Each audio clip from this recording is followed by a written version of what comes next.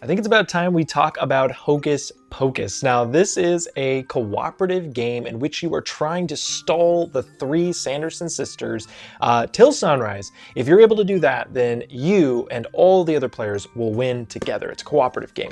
However, the Sanderson sisters are going to be kind of holding you back with some special abilities. There's going to be these ingredient cards, and if you're ever not able to draw one of these ingredient cards, then all the players lose. First, let's talk about this box, because I think this is one of the nicest boxes. It looks like an old tome, and I think it's just absolutely fantastic work.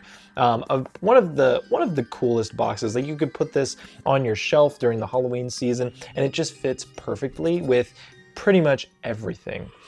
This is a pretty simple card game. So everybody's going to have a hand of ingredient cards, and these ingredients will be, you know, like oil of boil, or dead man's toe, or dash of pox.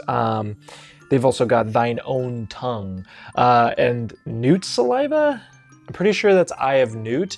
They call it newt saliva. I'm not sure if that's just supposed to be kid friendly, but basically on your turn, you're going to be putting an ingredient into this cool, awesome cauldron. The card that you're putting into there has to either match the color or the symbol, or both. So if you have like a blue oil of boil, you can put any blue ingredient, doesn't matter what type, or you can put any oil of boil, doesn't matter what color. And each of you are going to be kind of playing into this cauldron, and you're trying to make certain game states become true as a team. And this is all with limited communication. You can't say anything like, I have this specific card. You can only ask like very basic yes or no questions, like, do you have certain color, or do you have certain ingredient? And you only get that one question before you have to play a card. And so some of these things will require that you have all of one ingredient in there. Some of them require that you have all of one color in there. And then some require that you have one of each type and one of each color in there. And if any of those states are true, that's when you will have stunned one of the witches. Each one's linked to one of the three sisters. That's also when you would be bumping up the sunrise track, getting closer to the end of the game. So you see, you have to do that basically 3 times in order to win.